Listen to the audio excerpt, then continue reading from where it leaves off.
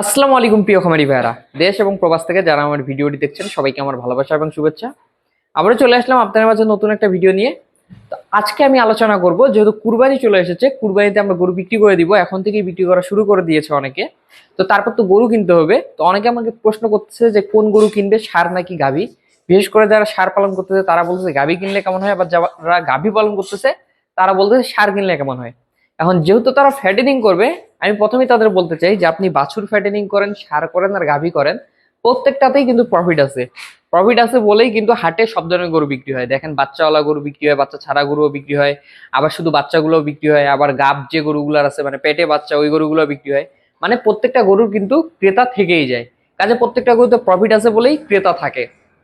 তো আমি প্রথমে আপনাদের বলতে চাই, আপনারা যারা ষাঁড় গরু কিনতে যাচ্ছেন আপনারা কিনতে পারেন নির্দ্বিধায়, কারণ কুরবানির পর আমরা ভালো করেই জানি যে মাংসের চাহিদাটা অনেকটাই কমে যায়। আমরা যদি ষাঁড় গরু কিনি সেক্ষেত্রে যদি ক্রস দেখে গরু কিনতে পারি, আমরা কিন্তু 5 মাস বা 6 মাস গরুগুলোকে অনায়াসে পালতে পারবো, এতে অনেকটা বড় হবে। আর যেহেতু কুরবানির পর 2-3 মাস বা 4 মাস একটা মাংসের চাহিদা থাকে না, সেক্ষেত্রে গরুও বিক্রি করলে ভালো দাম পাওয়া যায় না।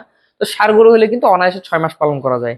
আবার যাদের এলাকায় মানে পরিস্থিতিটা ভিন্ন, অনেক এলাকায় আছে কুরবানি দেখেন আজকে, কুরবানি 1 সপ্তাহ পরেই আবার রেগুলার গরু মানে আপনার কাটাই বা বলেন বা মাংস বিক্রি আবার আগের মতো শুরু হয়ে যায়, মানে মাংসের চাহিদাটা পরিপূর্ণ থাকে। তারা আবার যদি আপনি গাভী গরুর ফ্যাটেনিং এ যদি যান, তাহলে আবার কিন্তু কোনো সমস্যা নেই, কারণ আপনার এলাকায় চাহিদাটা আছে। আপনি গাভী কিনলেও আপনি সুন্দর সেল দিতে পারবেন, কারণ আপনার 1 মাস পরেও যদি গরু তৈরি হয় আপনি গরু সেল দিতে পারতেছেন, কারণ আপনার এলাকায় ওই চাহিদাটা সবসময় থাকে। যেমন আমি আমার ক্ষেত্রে বলি, আমার এখানে কিন্তু কুরবানির পর প্রায় 3 মাস 4 মাস মাংসের তেমন সেল থাকে না, গরু কাটা এগুলো বন্ধ হয়ে যায়।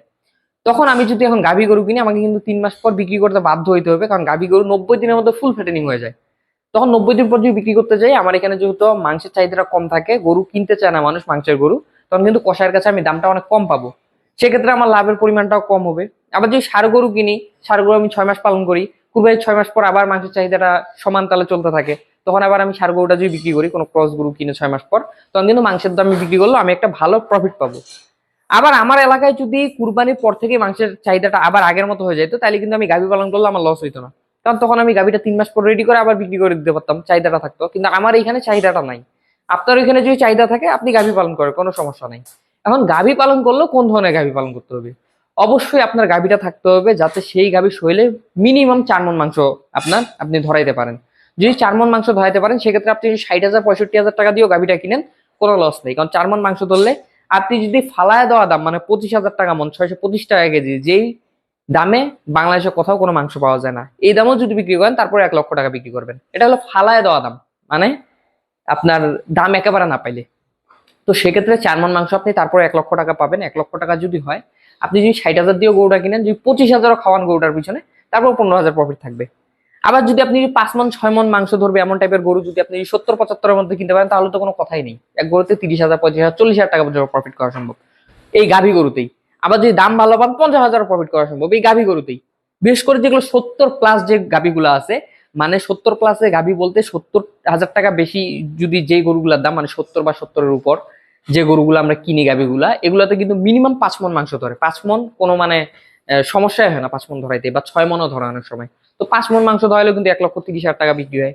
70 দিয়ে কিনে 30,000 খাওয়ায় 1 লক্ষ টাকা খরচ করলে 1,30,000 বিক্রি করা যায়, মানে 30,000 প্রফিট করা যায়। আবার এর থেকে বেশি ধরাতে পারলে তো আরো আলহামদুলিল্লাহ, কোনো কথাই নেই। আবার যদি ষাঁড় গরু কিনেন ক্রস দেখে, ষাঁড় গরুও কিন্তু একটা 80 দিয়ে কিনলে 6 মাস পর কিন্তু 1,60,000 বিক্রি হয়ে যায়। খায় না হলে খুব বেশি হলে সর্বোচ্চ 40,000 টাকা। 80 দিয়ে কিনে যদি আপনার 1,60,000 যদি বিক্রি হয়, তাহলে আপনার 40 যদি খায় 1,20,000, তারপরেও কিন্তু 1,60,000 বিক্রি করলে 40,000 টাকা প্রফিট থাকে। বা যদি 1,60,000ও নয়, যদি 1.5 লক্ষ টাকা হয়, তাও কিন্তু 30,000 টাকা প্রফিট থাকে। তার মানে দেখা যাচ্ছে গাভী পালন করলেও 30 প্রফিট হচ্ছে, ষাঁড় পালন করলে প্রফিট হচ্ছে 30, কিন্তু গাভীটা 3 মাসে হচ্ছে, ষাঁড়টা 6 মাসে হচ্ছে। ওই হিসাবে ষাঁড়ে কিন্তু কম হচ্ছে, কিন্তু গাভীতে আবার রিস্ক আছে। যে ওই যে বললাম কুরবানির পর চাহিদাটা কমে গেলে কিন্তু গাভীতে আপনি দাম পাবেন না তেমন।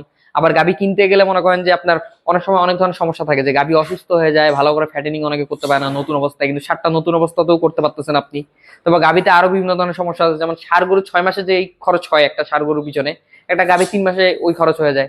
কারণ আপনি গাভীটা আনতেছেন একেবারে হাড় বের হয়ে যাওয়ার শুকনা, ওই গাভীটাকে আপনি প্রথম দিন থেকে খাবার দিচ্ছেন 3 কেজি 4 কেজি, 1 মাস পর থেকে খাবার দিচ্ছেন 5 কেজি 6 কেজি, শেষ মাসে খাবার দিচ্ছেন 7 কেজি 8 কেজি, 65-70 হাজার টাকার গাভীটাকে। অথচ একটা ষাঁড় গরুকে আপনি প্রথম দিন যদি আনেন 80,000 টাকা একটা গরুকে, আপনি 2 কেজি খাবার দিয়ে 3 মাস পালতে পারবেন। শেষের দিকে নয় 3 কেজি 4 কেজি খাবার দিলেন, মানে ষাঁড় গরুর খাবারটা লাগতেছে হাফ। অর্থাৎ গাভী গরু 3 মাসের খাবার দিয়ে ষাঁড় গরু 6 মাস পালন করা সম্ভব। কাজে কিন্তু হিসাব একই। ওই গাবিতে আপনি 3 মাসে যা খাওয়াবেন, সারকে 6 মাসে তা খাওয়াবেন, আবার গাবিতে 3 মাসে যা প্রফিট করবেন, সাড়ে 6 মাসে তা প্রফিট করবেন। কিন্তু সার গরু হলে ব্যাংক ডিপোজিটের মতো, যেখানে কোনো লসের সম্ভাবনা থাকে না, মানে 100% লাভ করবেন ইনশাল্লাহ, লসের কোনো সম্ভাবনা নেই। কিন্তু গাবিতে কিন্তু রিস্ক হয়ে যায়। রিস্ক এই কারণেই হয়ে যায় যে এই যে খাবার খাওয়াইতে খাওয়াইতে, খাবার তো ঠিকই খাওয়াচ্ছেন, 3 মাসে 25 টাকার খাবার খাওয়াচ্ছেন, কিন্তু যদি দাম না পান, যদি চাহিদা না থাকে মাংসের, তাহলে কিন্তু একেবারে মনে করেন যে অবস্থা খারাপ। সাপোজ আপনি যদি 700 টাকার নিচে যদি মাংসের রেট হয়, তাহলে কিন্তু গরুতে তোমার লাভ হয় না। 600 করে যদি রেট পান গাভিতে, আপনি 800টা তুলতে পারবেন, কিন্তু 700 করতে পারলে আপনার কিন্তু ওই মনে করেন যে 100 টাকা করে কেজিতে লাভ, ওইটাই আপনার বাড়তি একটা প্রফিট আসতেছে। কিন্তু গাভিতে কিন্তু সচরাচর এরকম পাওয়া যায় না, কুরবানির পর বিশেষ করে এরকম পাওয়া যায় না, আমার মানে এলাকায় পাওয়া যায় না। আমি জানি না আপনাদের এলাকায় পাওয়া যায় কিনা। কিন্তু ষাঁড় গরু সারা বাংলাদেশে দেখেন যে আপনি 700 750 টাকার নিচে কথা পাবেন না, কারণ মাংস বর্তমান 800 টাকা। কুরবানি যদি 750 হয়, তারপর 700 আপনি চোখ বন্ধ করে বিক্রি করতে পারবেন। গাভীর থেকে কিন্তু সবসময় ষাঁড় গরুর মাংসটা 100 টাকা কেজিতে আপনি বেশি পাবেন, এটা সচরাচর পাবেন। কাজে কিন্তু 60টা একই মাংস থাকলে কিন্তু গাভীর থেকে একটা ষাঁড় গরুর দাম এমনি 20,000 টাকা বেশি হয়ে যায়। কাজে কিন্তু তখন কিন্তু প্রফিট করতে সমস্যা হয় না। কাজে আমি বলবো যে এখানে ষাঁড় গাভী না, দুইটাই পালন করা যায়। আমি বলবো দুইটাই লাভজনক প্রজেক্ট, কিন্তু অবশ্যই সেই গাভীটা হইতে হবে মিনিমাম, যাতে শরীরে 4 মণ মাংস ধরাইতে পারেন। আপনি 30,000 টাকা দিয়ে গাভী আনলেন বা 35,000 টাকা দিয়ে গাভী আনলেন, আনার পর সেই গাভীর শরীরে মাংস হইলো 2 মণ। সাপোজ 35,000 টাকা দিয়ে একটা গাভী আনলেন, 15,000 টাকা আরো খাওয়াইলেন, 35 15 50,000, 2 মণ মাংস হলে 25,000 টাকা মনে হলে ওই 50-এই আবার বিক্রি করবেন। কি হলো?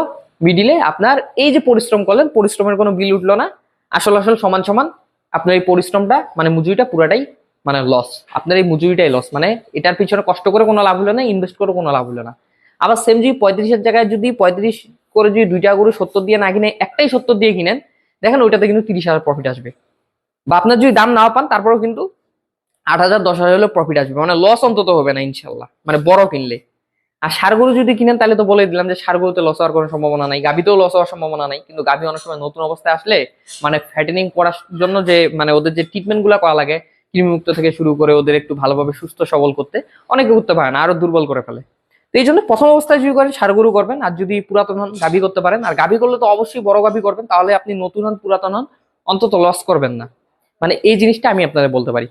তো আশা করি ভিডিওটা যদি আপনি ভালো করে দেখেন, মনোযোগ দিয়ে আমার কথাগুলো শুনেন, যদিও কথাগুলো আমি খুব স্পিডে বলতেছি ভিডিওটা ছোট করার জন্য, আপনারা খুব সুন্দরভাবে এই ভিডিও থেকে অনেক কিছু বিষয় আপনারা জানতে পারবেন, যেগুলো দিয়ে আপনার সামনে গরু কেনার সময় অনেক কাজে লাগবে।